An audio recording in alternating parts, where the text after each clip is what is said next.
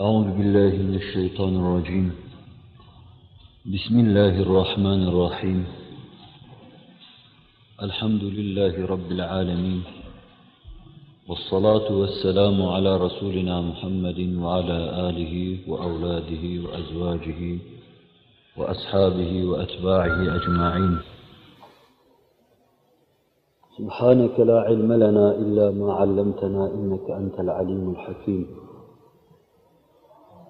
سبحانك لا فهم لنا إلا ما فهمتنا إنك أنت الجواد الكريم.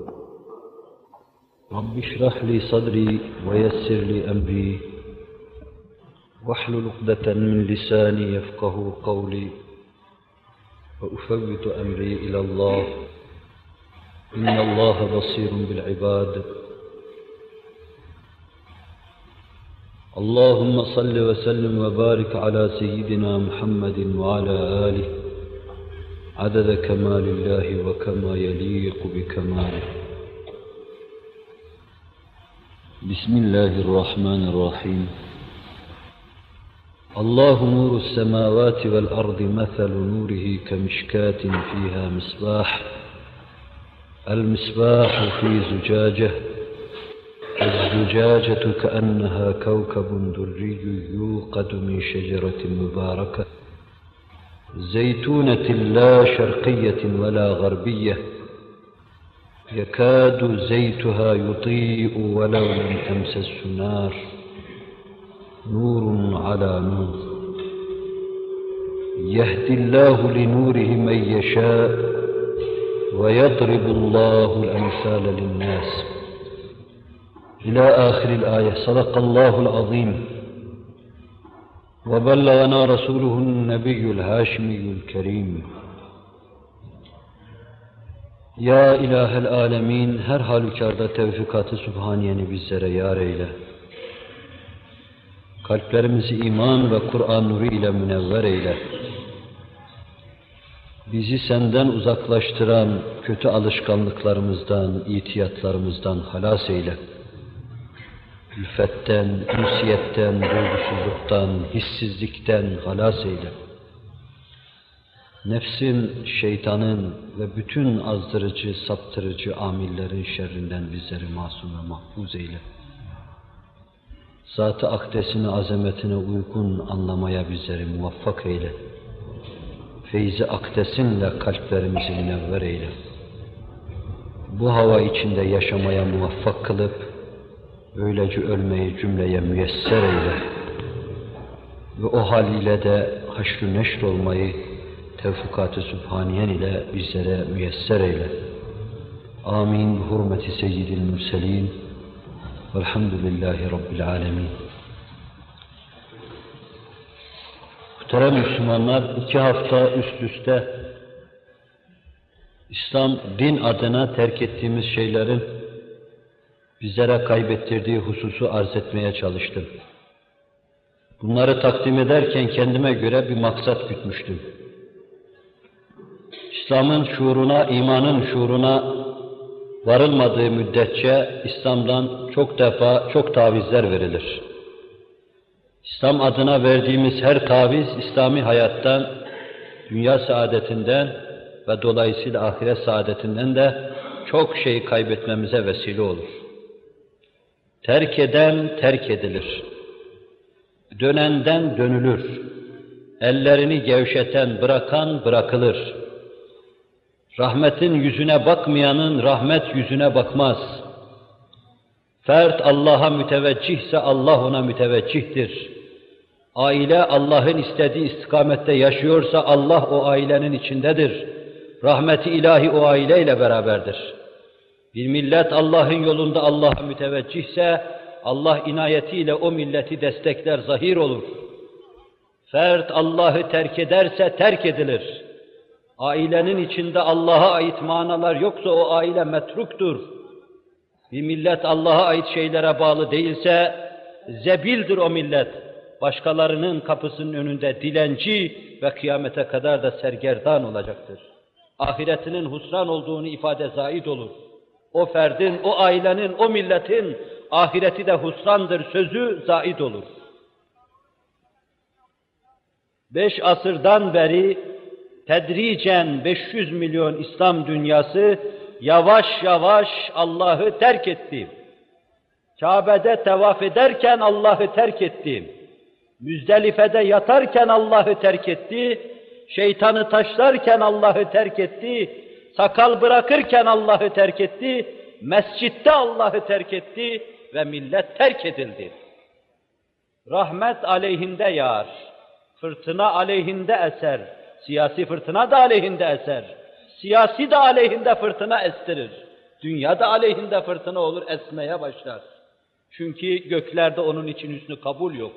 Çünkü Allah'ın makbulü değil. Allah'ın makbulü değilse bir insan, bir aile, bir cemaat, meleklerin makbulü değil. Meleklerin makbulü değilse yerde onun için hüsnü kabul yoktur. Kapılar yüzüne kapanacak. Pencereler yüzüne çarpılacak. Rahmete müteveccih olduğu zaman dua, ibadet adına yaptığı şeyler kirli paçavra gibi suratına vurulacak. Gönülden ne zaman Allah'a döneceğiz, rahmetin bizi intizar ettiğini bekleyeceğiz.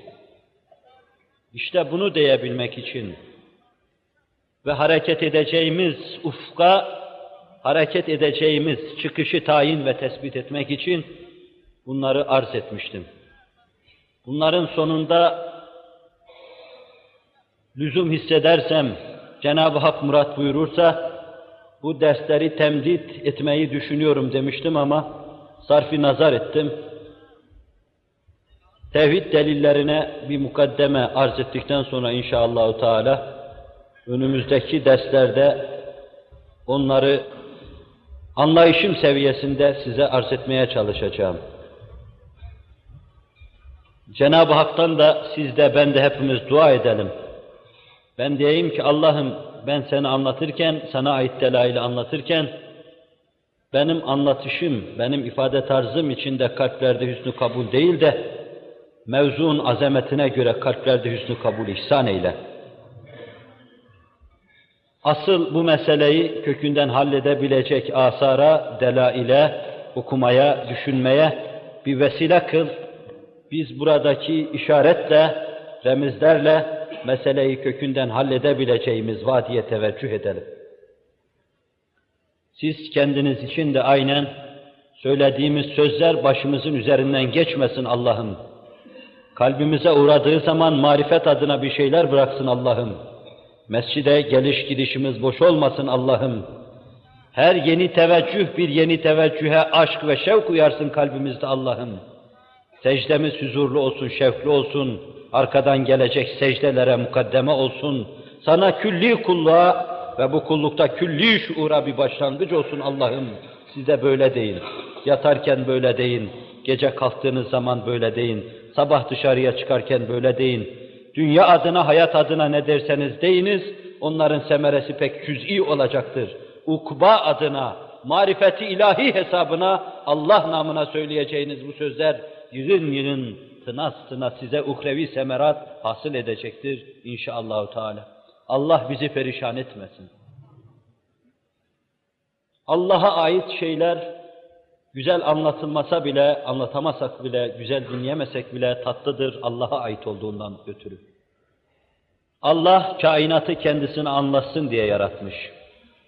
Bizi de kendisini anlayalım, anlatalım, kendisini gösterelim diye yaratmış. Allah'ın ne meleğe, ne semeye, ne insana, ne kainata ihtiyacı yoktu.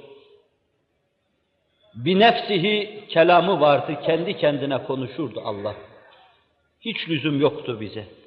Binefsihi kudreti vardı, kendi zatına taalluk eder taraflarıyla Allah Celle Celaluhu bize ihtiyacı yoktu.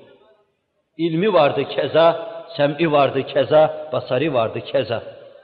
Şuunat-ı zatiyesi içinde Allah Celle Celaluhu bize ihtiyacı yoktu. Müstahni bir zattı, müstahni alel ıtlaktı. Bununla beraber bizim için bizi yarattı. Bizim gözümüzle kendini görmek ve göstermek için bizi yarattı. Kulağımızla kendini bize duyurmak, bizde bizi bize duyurmak ve sonra kendini bize duyurmak için kulağımızı yarattı.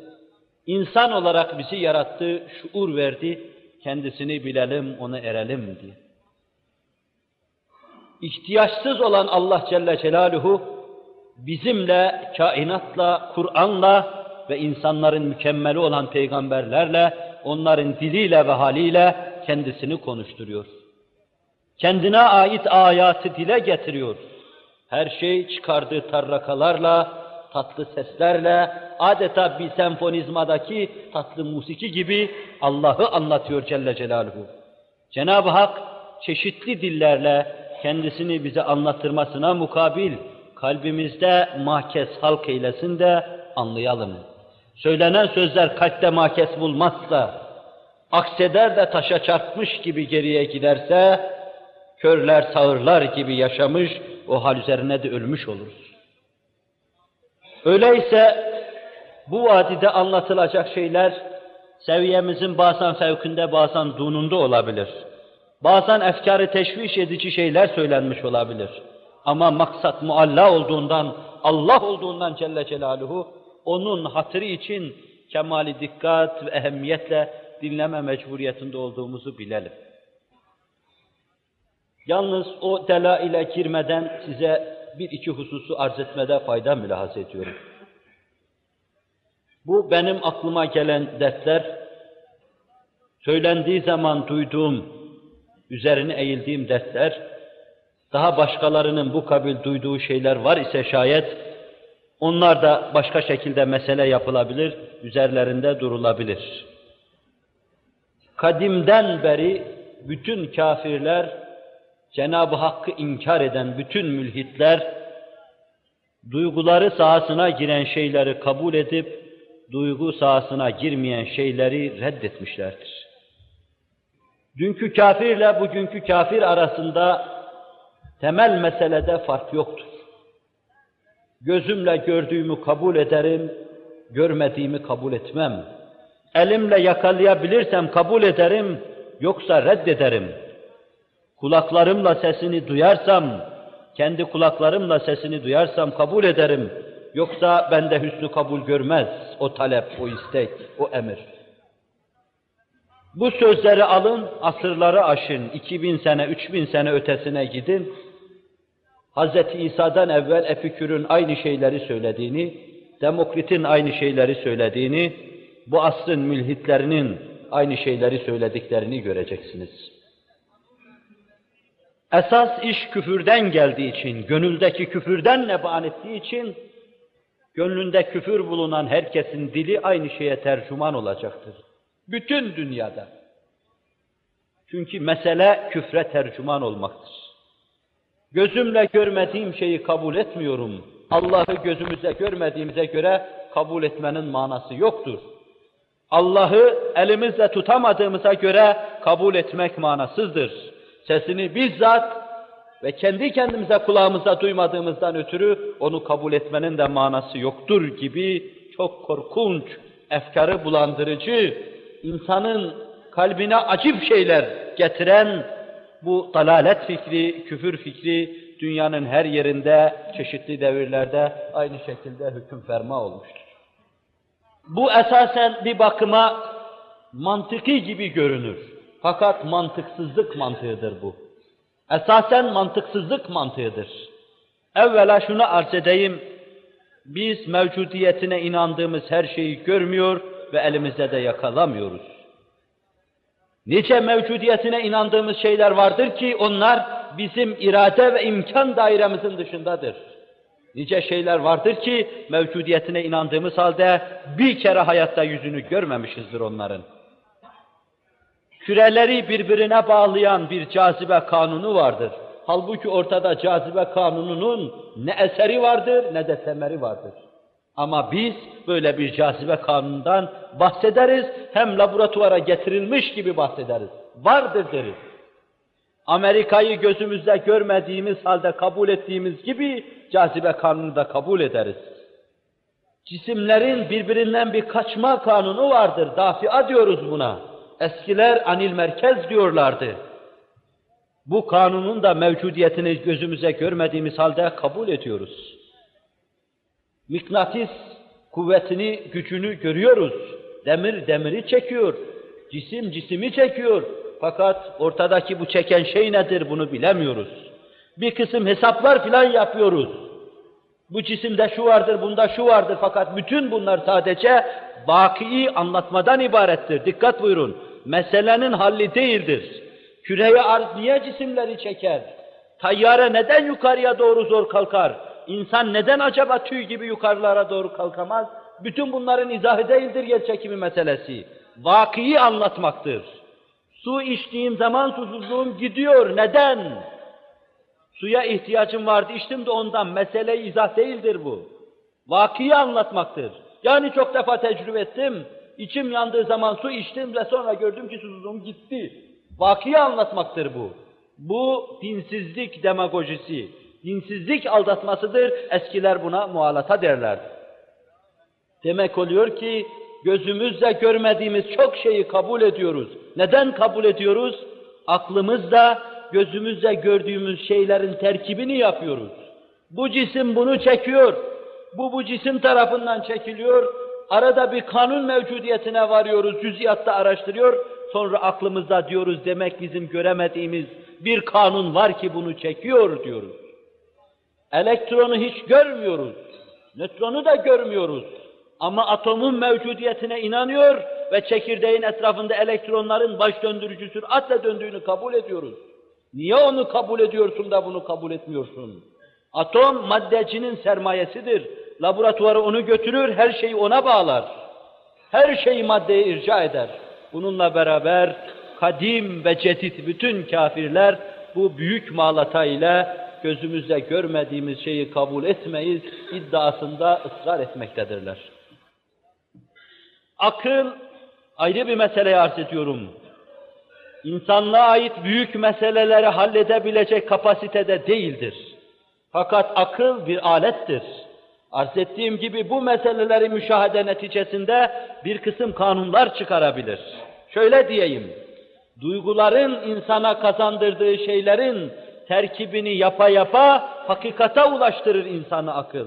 Göz görür, kulak işitir, göz gördüğü şeyleri değerlendirir, kulak duyduğu şeyleri değerlendirir.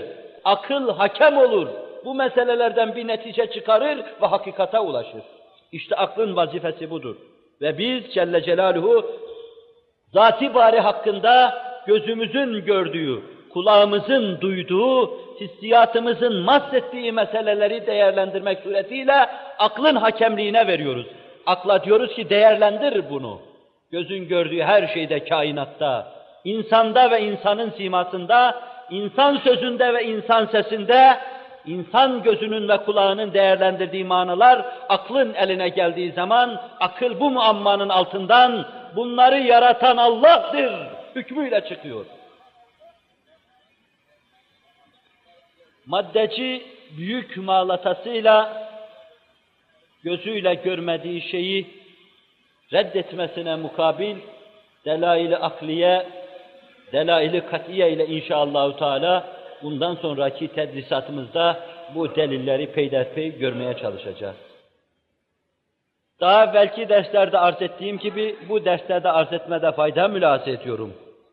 Çok meseleler çok defa formüle edilmiş olarak, mümkün olduğu kadar hislerinden de uzak tutarak, makuliyet ve mantıki olmasına dikkat ederek takdime çalışacağımdan belki çoğunuzu sıkabilir.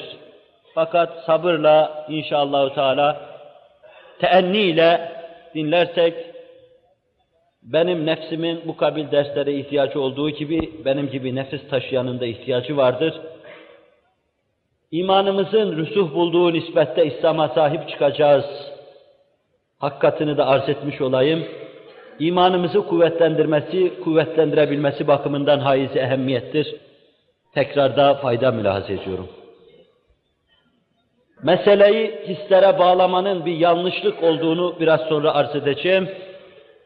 Mantığın da bu işin ötesinden kalkamayacağı bir gerçektir, onu da arz edeceğim.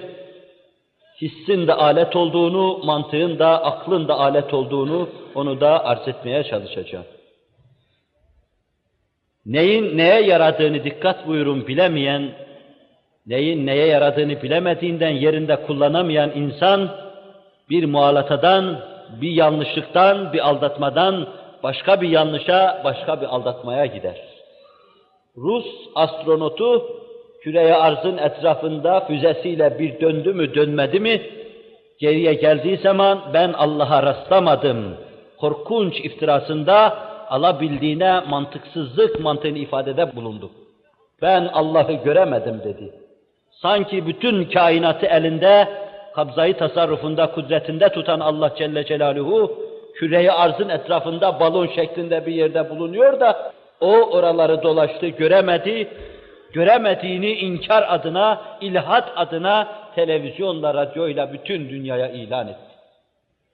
İlk defa Allah Celle Celaluhu, bu hususa da dikkatinizi istirham edeceğim.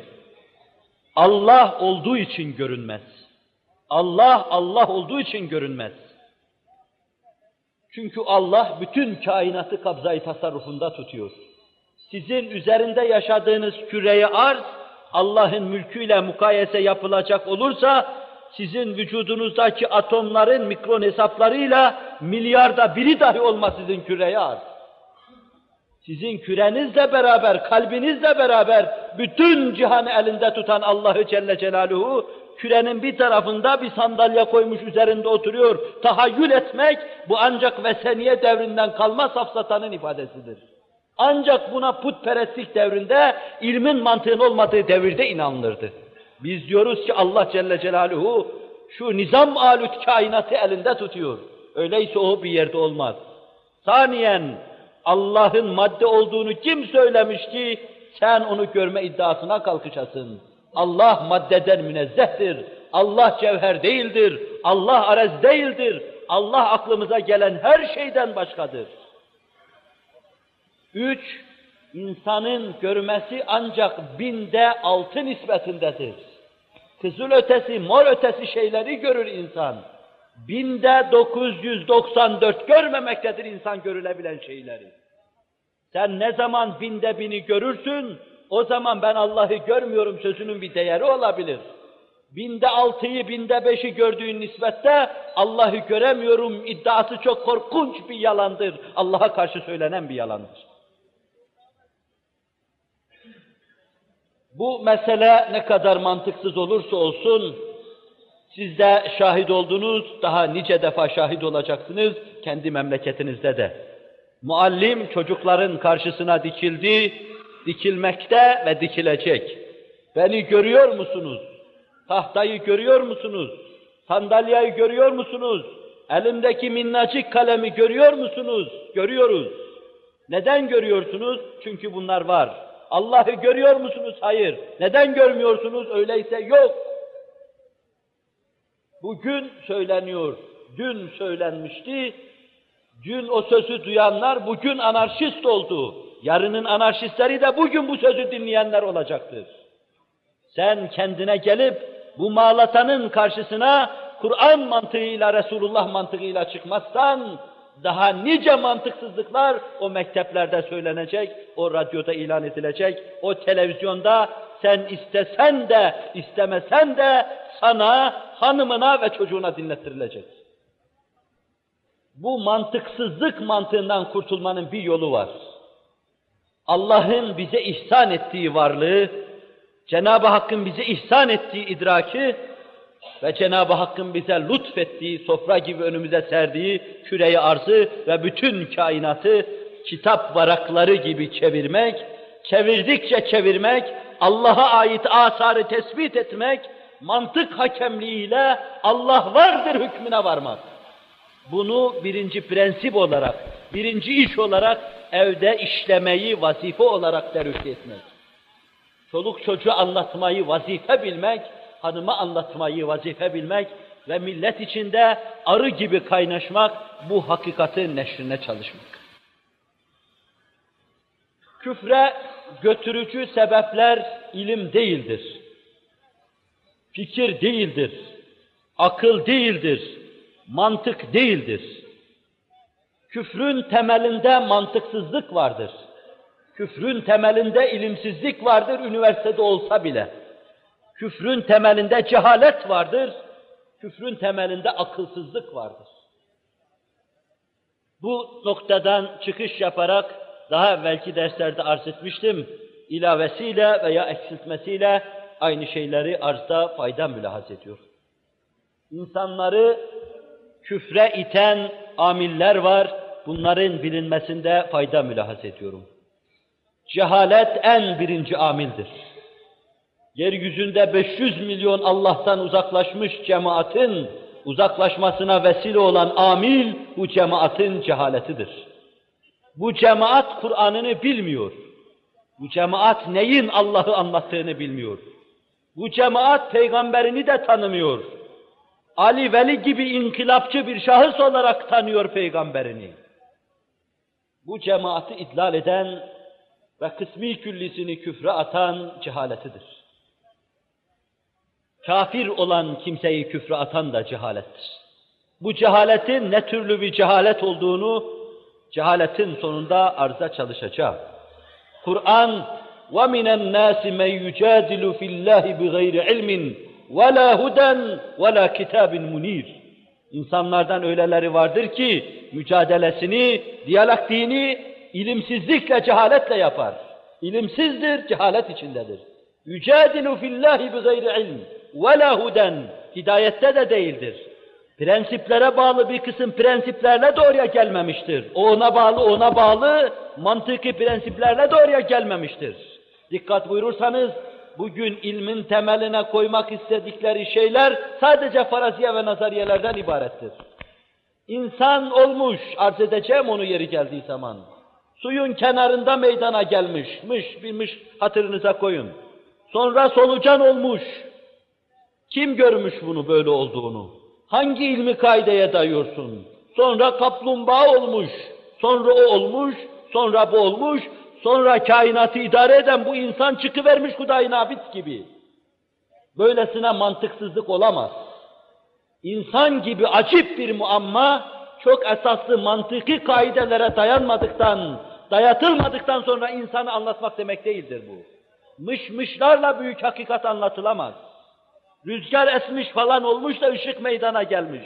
Kimse bunu kabul etmez. Avamca arz edeyim, en âmi insan dahi bunu yutmaz. Bunun bir kanunu nizamı vardır. Elektriği kendi kanununa bağladığınız zaman anlatmış olacaksınız. Ve pozitif ilim adına maalesef üniversitesinde de, daha dün okullarda da telkin edilen her şey böyle mışlara dayalıdır. Bir kısım nazariyelere dayalıdır. Daha ötesine gitme sana der, çünkü ötesi metafiziğe ait felsefenin mevzuudur gibi kaçamak. Yani yenilecektir de minderin dışında sırtı yere gelsin diye kaçar. Metafizik mevzu, yok bilmem teoloji, yok felsefe mevzu. Meseleye hal demek değildir bu. Onun içindir ki tereddüt etmeden diyorum, cehaletin en koyusu, cehli mük'ab diye bir şey var. Bilmez, bilmediğini de bilmez fakat kendini biliyor sanar. İşte bu cehaletin 3 defa katlanmış şeklidir. Bilmemek bir cehalettir.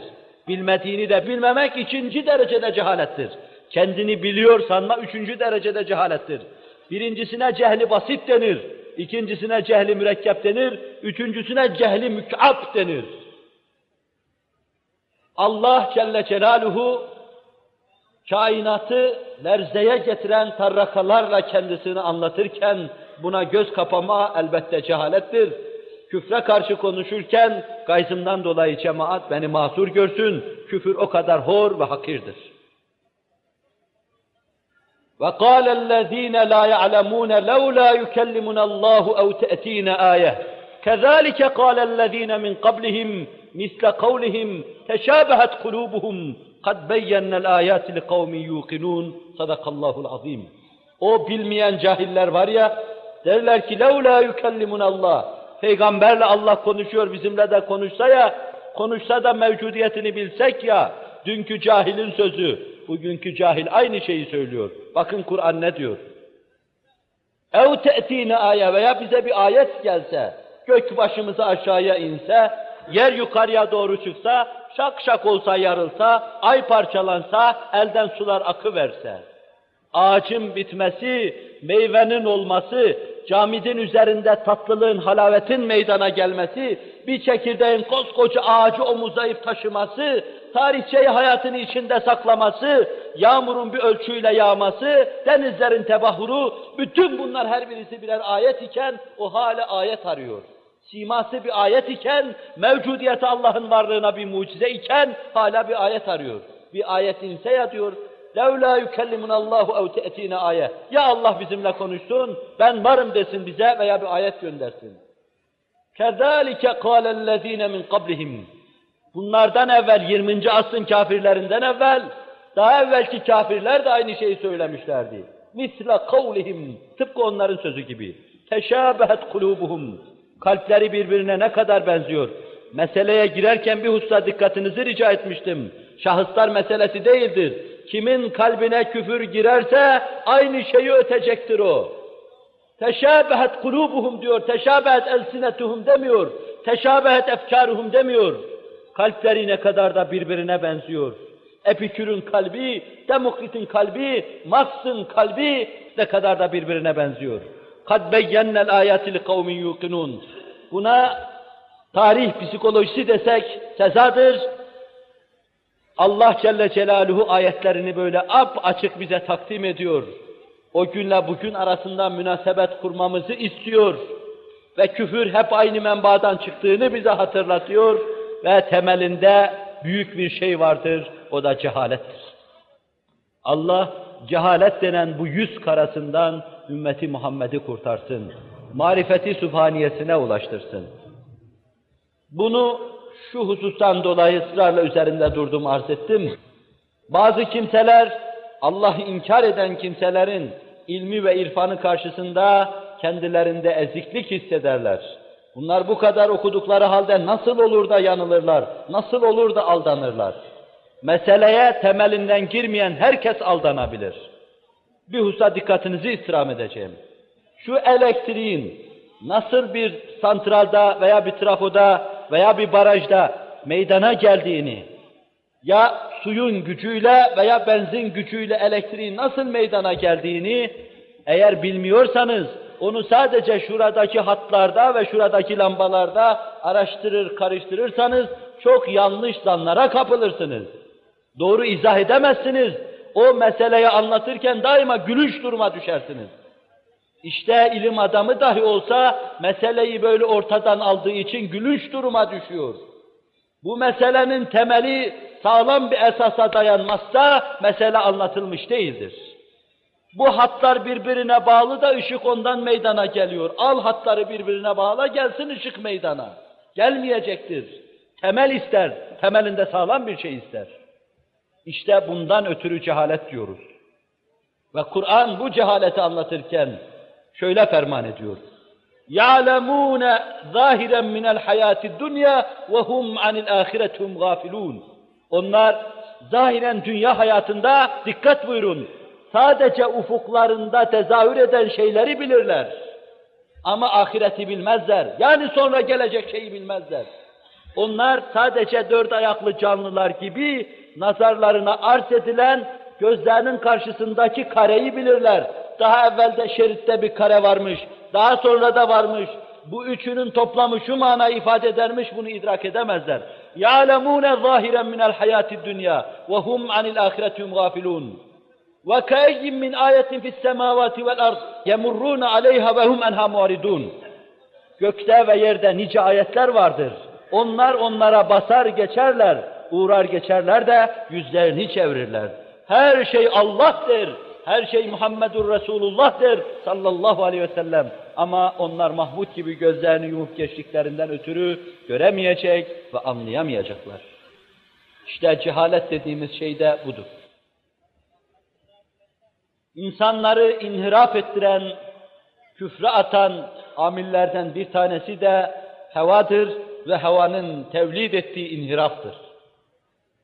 İnsanın arzusunun insana hakim olması, insan benliğini insan kaprislerinin çepeçevre sarması, evlada karşı arzu, aileye karşı arzu, çocuğa karşı arzu, yurda karşı arzu, yuvaya karşı arzu, bu arzularla insan bir arzular abidesi haline gelir.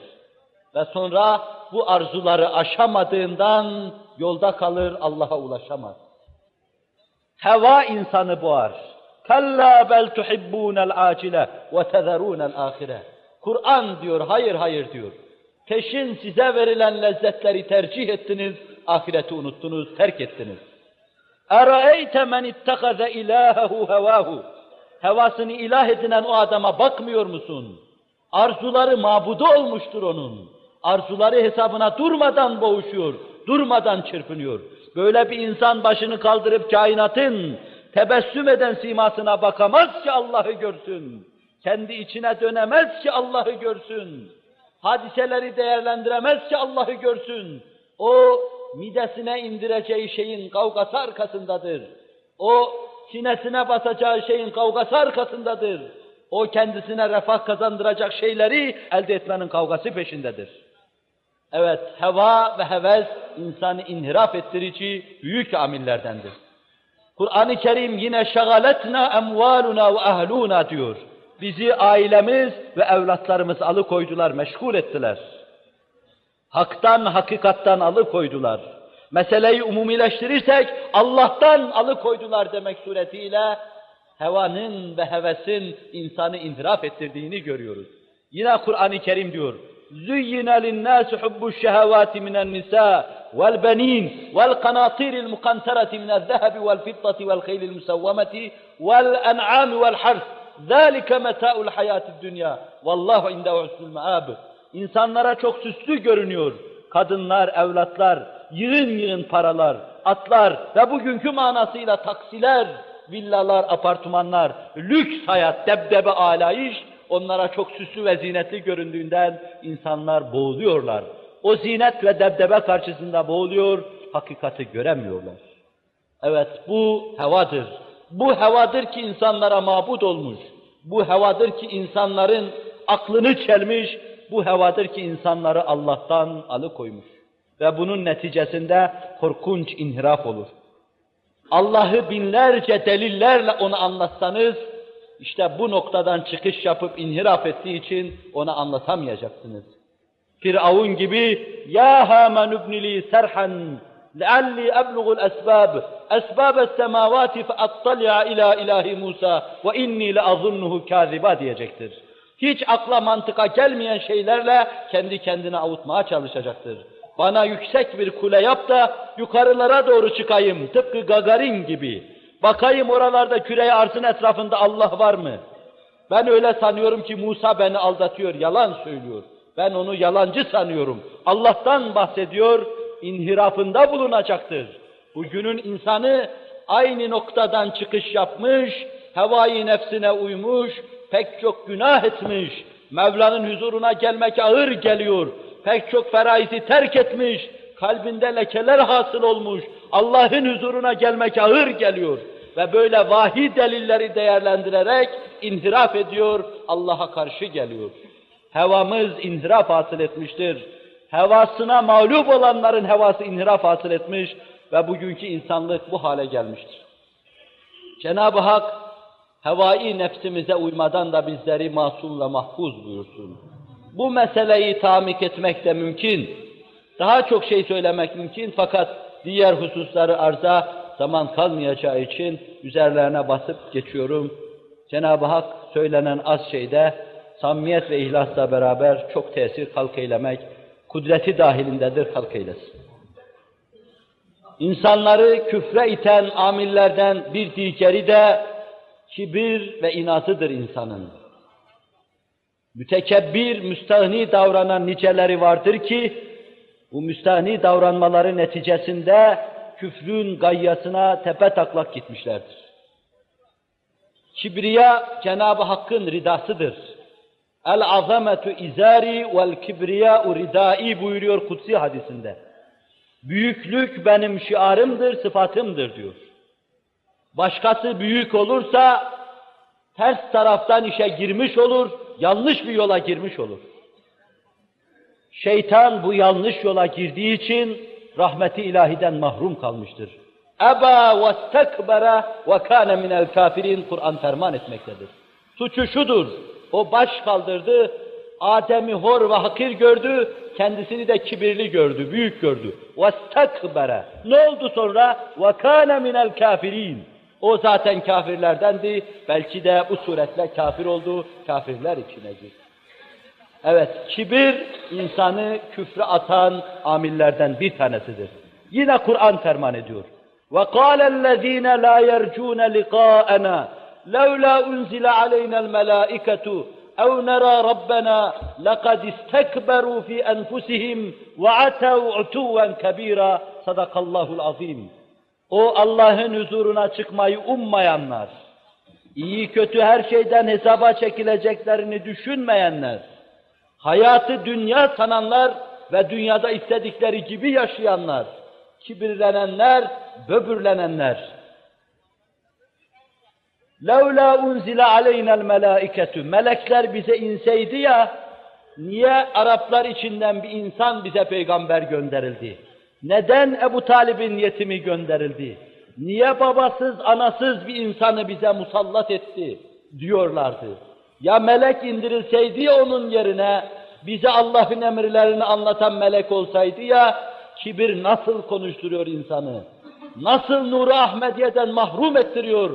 Nasıl Allah'a tam makes olan Hz. Muhammed'den uzaklaştırıyor? Sallallahu aleyhi ve sellem. اَوْ نَرَى رَبَّنَا Veya Rabbimizi apaçık görseydik. Teşâbehet kulûbuhum diyeyim yine. Teşâbehet kulûbuhum. Rabbimizi apaçık görseydik.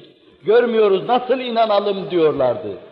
لَقَدْ اسْتَكْبَرُوا ف۪ي أَنْفُسِهِمْ Kendi nefislerinde, kendi işlerinde ciddi bir büyüklüğe, kendilerini büyük görmeye, çalım satmaya başladılar.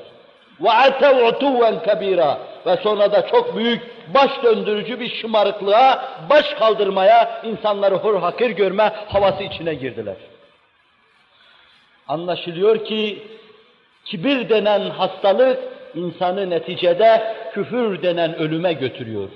Küfür insan hayatında bir ölümdür. İnsan letaifinin ölmesi, ahsen-i takvim sırrına mazhar insanın cennete gitmesine mani olması, Allah'ı görmesine mani olmasıdır. Bu itibarla küfre bir ölüm diyebiliriz rahatlıkla. Bu ölümü tevlid eden korkunç hastalık kibirdir. Allah bizi kibirden mahzun ve mahfuz buyursun. İlim adına nice çalım satan kimseler vardır ki, Hz. Muhammed Aleyhisselatü Vesselam'ın rahle-i tedrisi önüne oturup, tenezzül edip, tevazuen ondan bir şeyler bellemedikleri için, kainatın manasını kainatın tercümanından almadıkları için, kainatın tercümesi olan Kur'an'a kulak vermedikleri için sapıtmışlardır. Kendilerini büyük görür, her meseleyi halleder, her şeyin öhtesinden kalkar vaziyette müşahede ettiklerinden, Nur-i Muhammed Aleyhisselatü Vesselam'dan mahrum kalmışlardır. Kibrin doğurduğu, küfre götüren kibrin doğurduğu ayrı bir hastalık da vardır ki, o da inattır. İkisini bir amil saydım, kibru inat dedim. İnsanda inat bulundu mu, o insanın da imana gelmesi çok zordur. Saplanmışsa, kafasında bir kısım muhkem kaziyeler hasıl olmuşsa, senin anlatacağın her hakikate kulak tıkayacaktır. Mantıken kabul etse dahi, fakat red yollarını araştıracaktır. Bütün devirlerde aynı şey olmuştur bu. لَنْ نُؤْمِنَ لَكَ حَتَّى تَفْجُرَ لَنَا مِنَ الْأَرْضِ يَنْبُوعًا Allah'a asla iman etmeyiz diyorlardı. Yerden kaynaklar fışkırtmadıktan sonra, yenbular fışkırtmadıktan sonra, bağ ve bahçeler, hurmalar ve üzümlerden ibaret bağ ve bahçeler vermedikten sonra, aralarında da çayları çağlatmadıktan sonra sana inanacak halimiz yok diyorlardı. Bunu mutlak kafirin sözü olarak ele alın ve sonra Yahudi'yi dinleyin. وَاِذْ قُلْتُمْ يَا مُوسَى لَنْ نُؤْمِنَ لَكَ حَتَّى نَرَى اللّٰهَ جَهْرَةً Hani bir zamanda demiştiniz, ya Musa Allah'a inanmayız, açıktan açığa onu görmedikten sonra. İnat bu. وَاِذْ قُلْتُمْ يَا مُوسَى لَنْ نَصْبِرَ عَلَى طَعَامٍ وَاحِدٍ فَادْعُ لَنَا رَبَّكَ يُخْرِجْ لَنَا مِمَّا تُنْبِتُ الْأَرْضُ مِنْ بَقْلِهَا وَقِثَّائِهَا وَفُومِهَا وَعَدَسِهَا وَبَصَلِهَا İlâ ahiril ayet sadakallahul azim. Bir zamanda demiştiniz, bu yemekleri yiye sabrımız tükendi artık. Bu yemeklere sabretme niyetinde değiliz. Dua et de bize soğanlar, sarımsaklar, mercimekler versin diyordunuz. Bütün bunların temelinde hep inat vardır. İnanmamada ısrar etme vardır. Öyleyse bu kabil kimselere de hakkı anlatma imkan yoktur. Anlatsanız da hüsnü kabul görmeyecek, anlatılan şeyler temiz bir kalp bulup temiz bir makes bulup orada tesir icra edemeyecektir.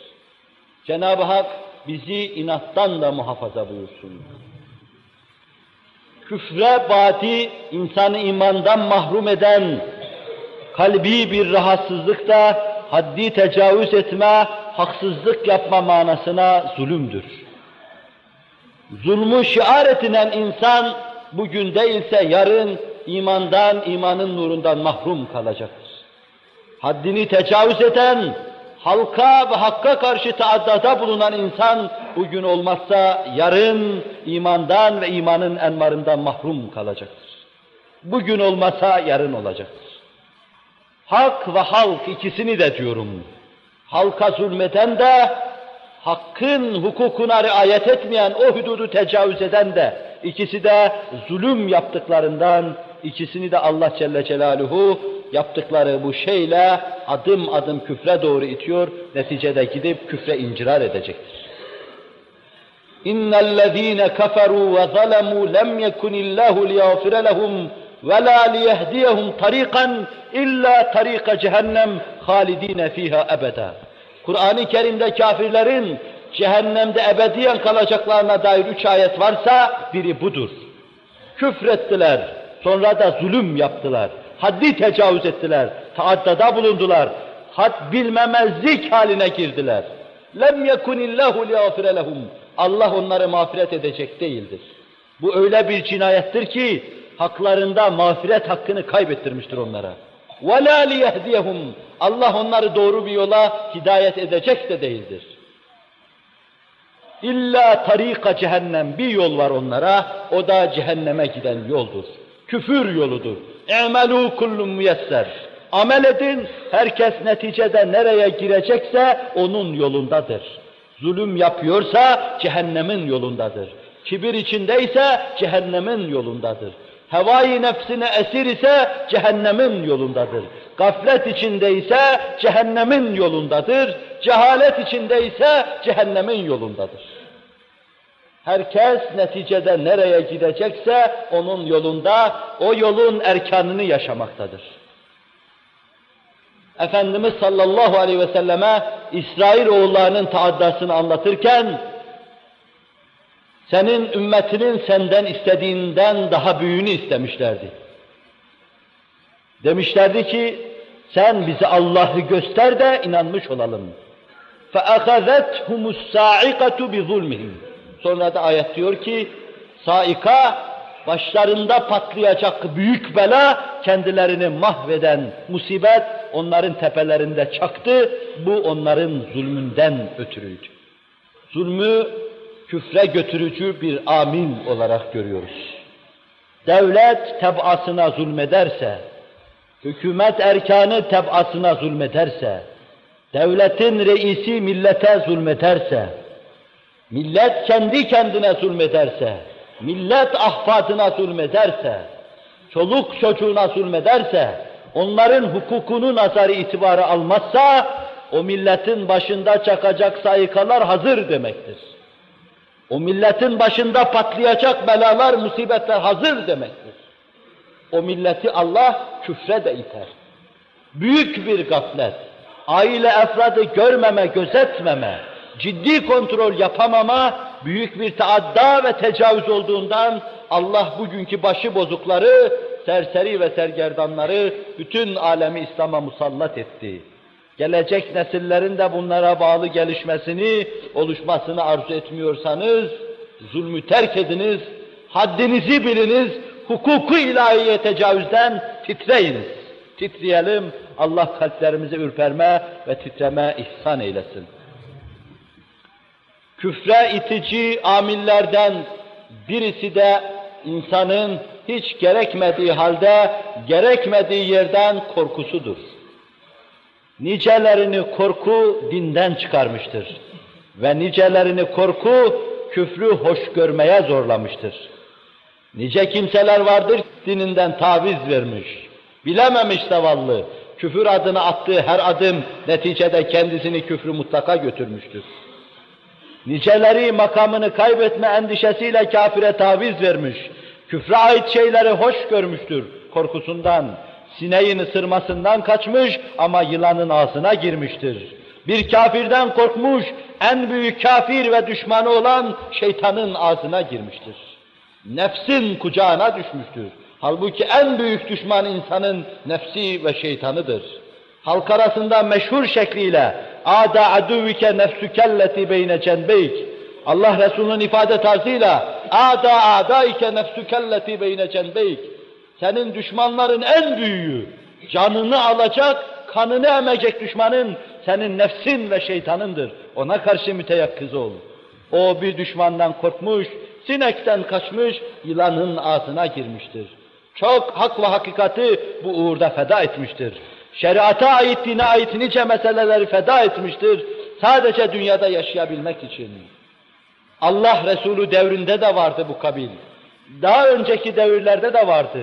يَحْلِفُونَ بِاللّٰهِ اِنَّهُمْ لَمِنْكُمْ وَمَا هُمْ مِنْكُمْ وَلَاكِنَّهُمْ قَوْمٌ يَفْرَقُونَ. Yemin ediyorlar Habibim senden olduklarına dair. Korkularından, yemin ediyorlar senden olduklarına. Allah kasem eder ki onların seninle hiçbir alakası yok. Fakat onlar sadece korkularından senden görünüyorlar. Bu kafirin, münafıkın dünya menfaati adına Allah Resulü'nün saflarında yerini almasını anlatmaktır.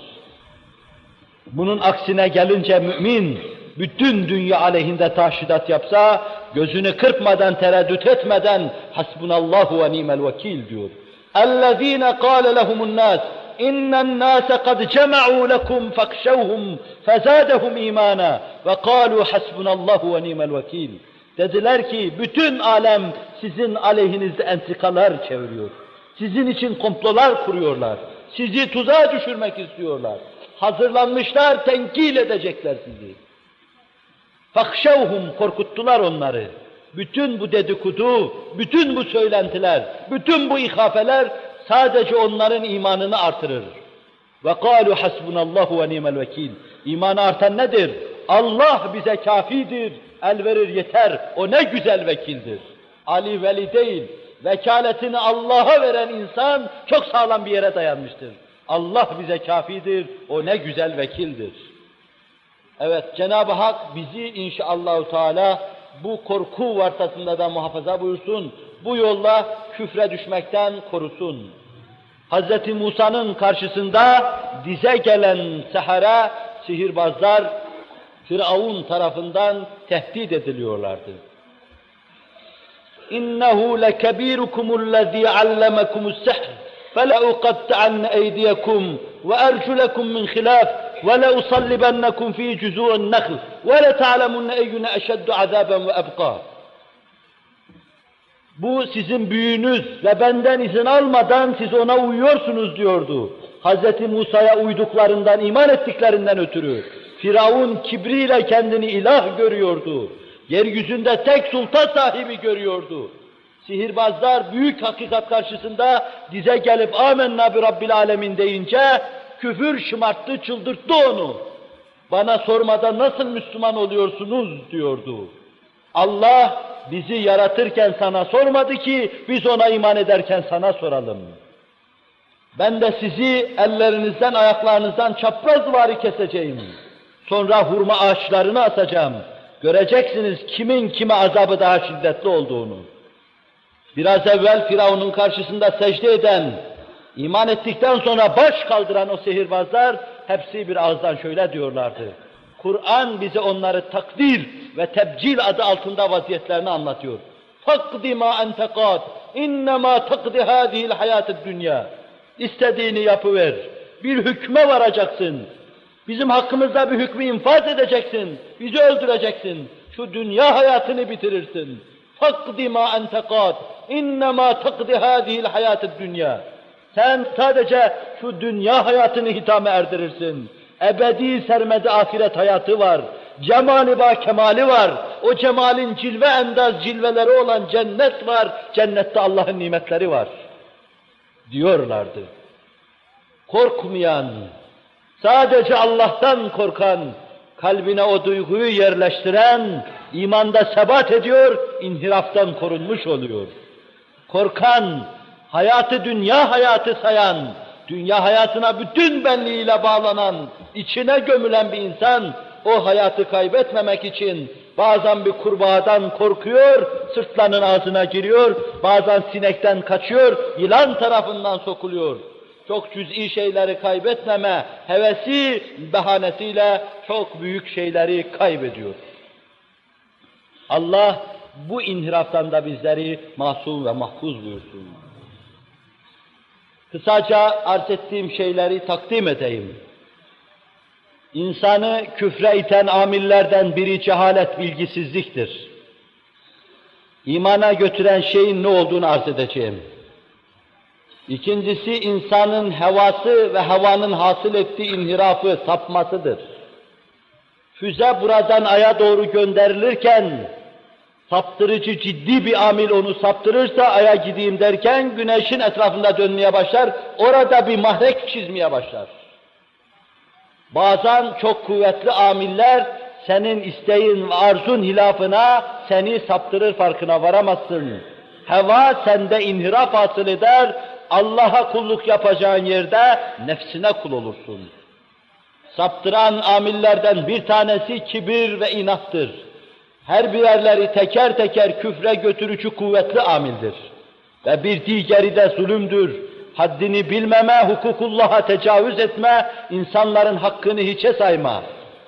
Hadis-i şerifte insanlara şükretmeyen, teşekkür etmeyen Allah'a da teşekkür etmez buyurulmaktadır. İnsanların hukukuna karşı hürmeti olmayan, onlara karşı saygılı olmayan, onlardan gördüğü iyilik karşısında medyunu şükran olmayan bir insan, içinde şükür hissi yok demektir onun, o insan Allah'a da şükretmez. Allah Resulü buyuruyor, kim aksine ne derse desin. Evet, insanın hukukuna, Allah'ın hukukuna müşterek riayet etme, bu adalet ve istikamettir. Bunu terk etme zulümdür ve küfrün temelindeki büyük temel taşlardan birisidir. Bir diğeri de korkudur. İnsanların her şeyden ürkmesi ve korkması, bunun altında da Allah'tan korkmama, Allah'a karşı saygılı olmama vardır.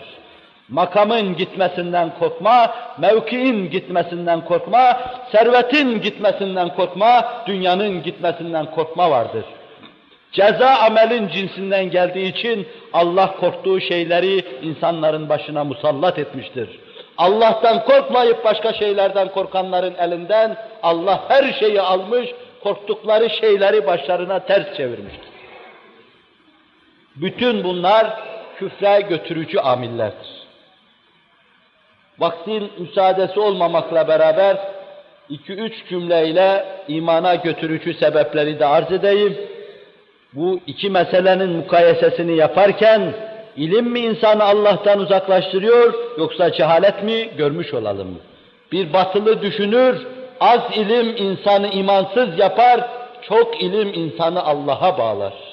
Yarım ilimle işe mübaşeret eden kimseler, yarım hekimin cana kıydığı gibi can evine kıymışlardır bu milletin neslini dinsiz yapmışlardır. Yarım ilimle işe konulan, yarışta, pistte ortadan çıkanlar, elektriğin manasını buradaki tellerle anlatmaya çalışan nadanlar, kendileri gibi nadan bir nesil yetiştirmiş, milleti dinden, imandan etmişlerdir. İmana götürücü amiller akıldır. İmana götürücü amiller fikirdir. İmana götürücü amiller ilimdir. Allah Celle Celaluhu Kur'an'ında inne fî zâlike leâyâtin liqavmin ya'kilûn. Aklı olan kimseler için şu serap-ı ayet olan kainatta ibret alacak neler vardır?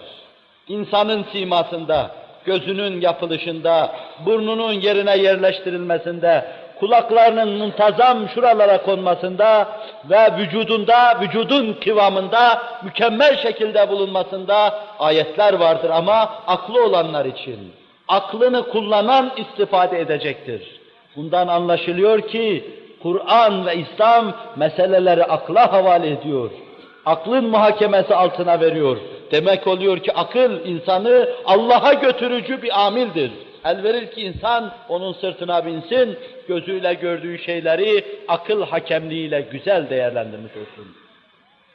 İnne fî zâlike leâyeten liqavmin yetefekkerûn. Başka ayetiyle bunda da tefekkür eden bir cemaat için ibret vardır. İnsanın, dikkat buyur, aklı yoksa bir insanın muhakeme edemez. Tefekkürü yoksa yapıcıyı bilemez, saniyi bilemez. İlmi de yoksa neticeye ulaşamaz. İlimsiz neticeye ulaşılamaz. İlim olacak ki neticeye ulaşasın. Öyleyse inne fî zâlike leâyeten liqavmin yetefekkerûn. Bunda tefekkür eden cemaat için bir mucize vardır, bir ayet vardır, bir nişan vardır, bir alamet vardır. Ama tefekkür etmiyorsa binlerce alamet olsa bir tane değil, onlardan dahi ibret almayacaktır. İnne fî zâlike leâyâtin lil'âlimîn. Başka bir ayette bunda alimler için alametler, mucizeler vardır. İlim sahipleri için mucizeler vardır. Ama hakiki ilmi elde edememişse, يَعْلَمُونَ ظَاهِرًا مِنَ الْحَيَاةِ الدُّنْيَا ise sadece dünya hayatına ait şeyleri yarım yamalak biliyorsa, dünyayı, ukbayı birer menzil gibi hazırlayan, onun emrine müheyya eden, onun rahatına arz eden Allah'ı bilemeyecek, o mevzuda ciddi hiçbir fikre sahip olamayacaktır. İşte küfre götürücü amiller ve işte imana götüren sebepler. Öyleyse biz inşallah Teala bundan sonraki derslerimizde akıl yolu, ilim yolu, mantık yolu, tefekkür yolunu ihtiyar etmek suretiyle bir taraftan ilmimize bir şeyler ilavesinde bulunurken bir taraftan da marifeti sani hakkında kanaatimizi genişletmeye çalışacağız. Bir kanunu arz edeyim burada. Hilkatın gayesi Allah'ı bilmektir. Bizim varoluşumuzun gayesi Allah hakkında sağlam kanaate sahip olmaktır. Marifeti ilahiyeyi netice vermeyen şeylerle uğraşmak boş, malayani ve abestir.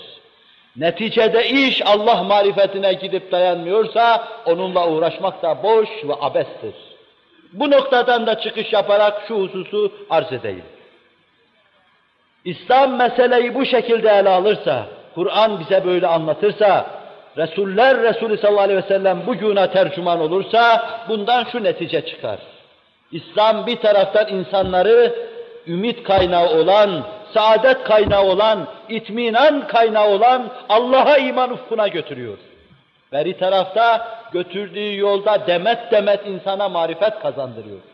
Çünkü mümin daima araştıracak, daima düşünecek, daima karıştıracak.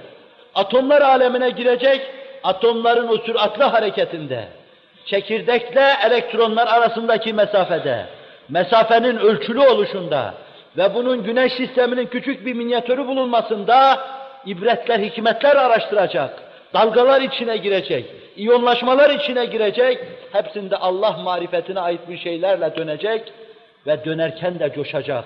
Allah'ım sana binlerce hamdolsun, her şey sana anlatıyor diyecek. Var mı daha başka araştırayım diyecek. Teleskobu gözlerine koyacak.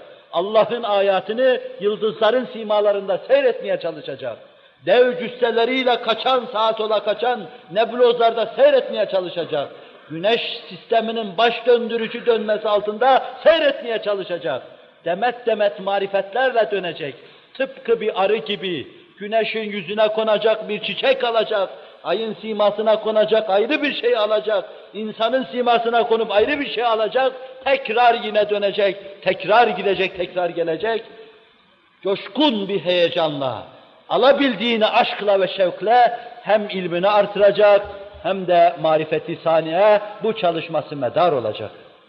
Bu noktayı nazardan da İslam'ı asla ilmin karşısında göremeyiz, tefekkürün karşısında göremeyiz. Hele hele onu gericilikle, gerici bir din olmakla asla ve kat'a ittiham edemeyiz. Allah yar ve yardımcımız olsun. Marifetimizi artırmaya bizleri muvaffak kılsın. Bundan sonra dinleyeceğimiz şeyleri rızası istikametinde değerlendirmeye de muvaffak kılsın. Yar ve yardımcımız olsun.